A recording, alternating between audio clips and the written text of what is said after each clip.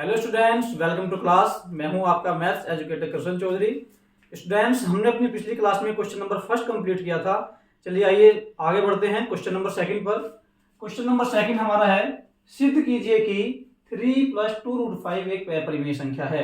यानी कि बेटा हमें इसमें प्रूफ करना है 3 + 2√5 को एक इरेशनल नंबर। चलिए शुरुआत करते हैं इस क्वेश्चन की। बेटा अगर इस तरीके के ऐसे कोई भी क्वेश्चन आए, मैंने पहले भी बताया था, अगर हमें प्रूफ करना हो अपरिमेय तो हम कल्पना कर लेते हैं कि इस नंबर की कि ये एक परिमेय संख्या है। ठीक है, इसको हम परिमेय संख्या कल्पना कर लेते हैं और इसमें क्वाड्रेटिक क्लास में आके दिखा देंगे कि ये परिमेय संख्या नहीं है। अगर ये परिमेय संख्या नहीं है तो कैसी संख्या हो जाएगी? अपरिमेय संख्या। चलिए शुरुआत करते हैं। मैं मानता हूं इसको परिमेय संख्या, माना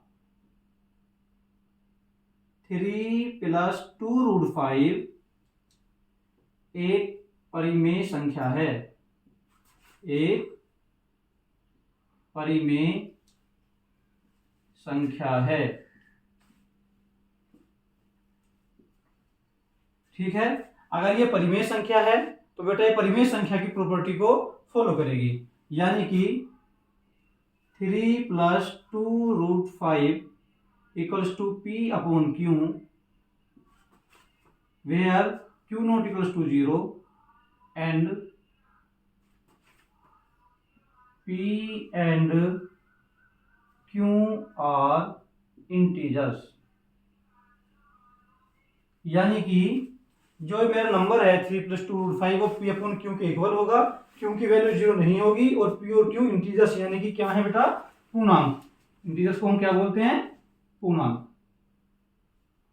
ठीक है, अब इसमें आगे हम क्या करते हैं, अब इसको इसी इक्वेशन को हम आगे सोल्व करके चलते हैं बेटा। ठीक है, मैं इसको इस तरीके से लिख सकता हूं, P/Q = 3 + 2√5। ठीक है, मैं इसके जो पक्ष हैं दोनों को लेफ्ट हैंड साइड को राइट हैंड साइड में और राइट हैंड साइड को लेफ्ट हैंड साइड में चेंज कर दिया।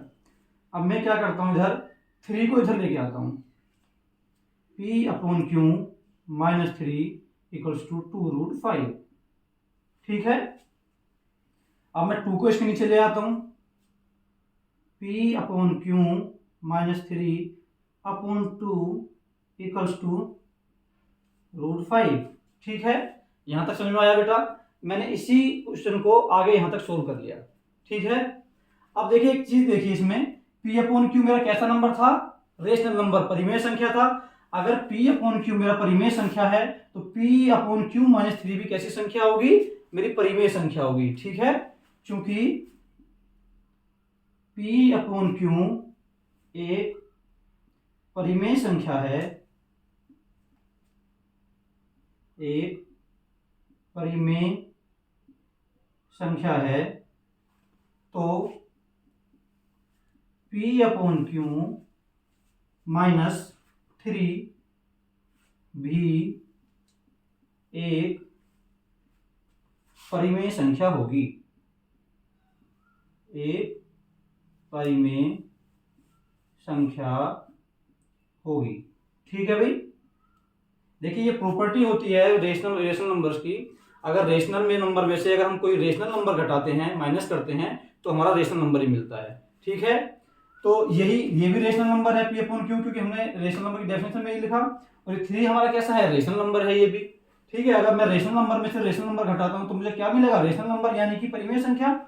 P/Q परिमेय संख्या है तो P - Q भी क्या होगी? एक परिमेय संख्या होगी। ठीक है, अगर P - Q परिमेय संख्या है, क्योंकि P/Q - 3 एक परिमेय संख्या है। देखिए अगर P/Q - 3 एक परिमेय संख्या है तो बेटा मेरा P/Q - 3/2 भी क्या हो जाएगा? एक परिमेय संख्या। क्योंकि ये परिमेय संख्या को परिमेय संख्या से मैं डिवाइड करता हूं, यानी रेशनल नंबर को रेशनल नंबर से मैं डिवाइड करता हूं, तो भी बेटा मुझे रेशनल नंबर ही मिलेगा। ठीक है, अगर ये रेशनल नंबर है मेरा, अगर मेरा P/Q - 3 एक रेशनल नंबर है तो ये मेरा पूरा P/Q - 3/2 भी क्या हो जाएगा? रेशनल नंबर हो जाएगा। तो P/Q - 3/2 भी एक परिमेय संख्या होगी। ठीक है, कैसी संख्या होगी? परिमेय संख्या। अब देखिए मेरी ये संख्या कैसी है? परिमेय संख्या है, और ये परिमेय संख्या किसके इक्वल है? √5 के। यानी कि √5 भी कैसी हुई? एक परिमेय संख्या हुई। भाई परिमेय संख्या इक्वल्स टू √5, या मैं ये कह दूं √5 इक्वल्स टू परिमेय संख्या, क्योंकि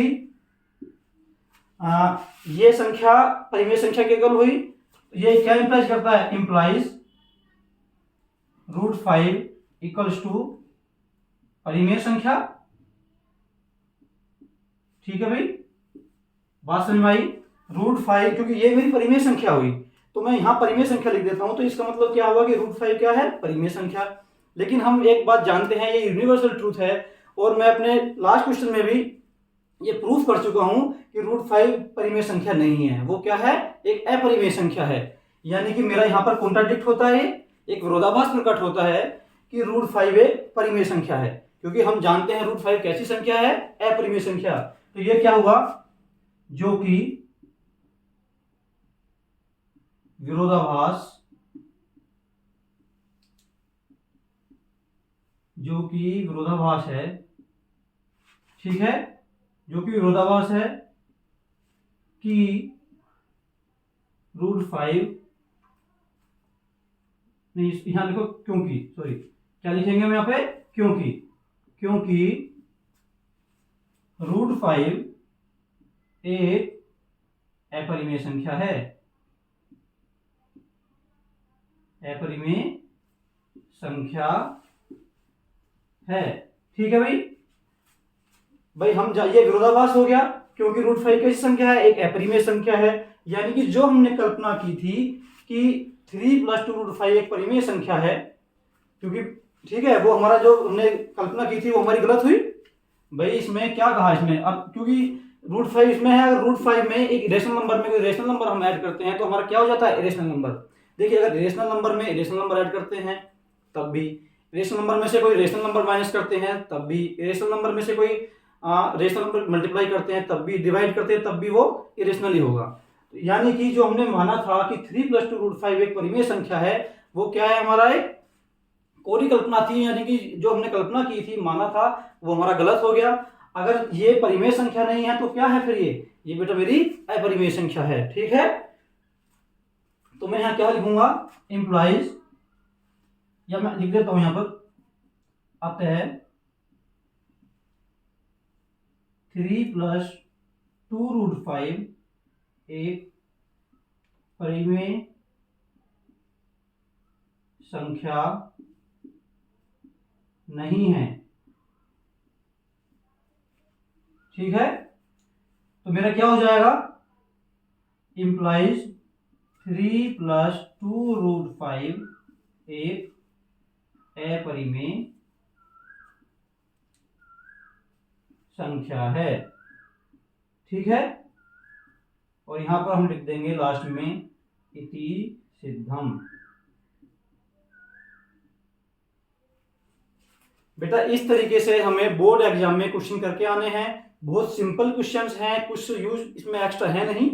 बस अगर इसमें अपरिमेय बोला है तो हम मान के चलते हैं कि संख्या परिमेय है, उसको हम कॉन्ट्राडिक्ट प्रूफ करते हैं कि ये संख्या जो है कि परिमेय नहीं है। अगर कॉन्ट्राडिक्ट हम प्रूफ कर दे रहे हैं तो हमारा ऑलरेडी प्रूफ हो जाएगा कि ये संख्या परिमेय ना होके अपरिमेय है। ठीक है, आशा करता हूं कि क्वेश्चन समझ में आया होगा। ठीक है, अब आगे नेक्स्ट क्वेश्चन हम पढ़ते हैं अगली क्लास में। ठीक है, और तब तक के लिए धन्यवाद।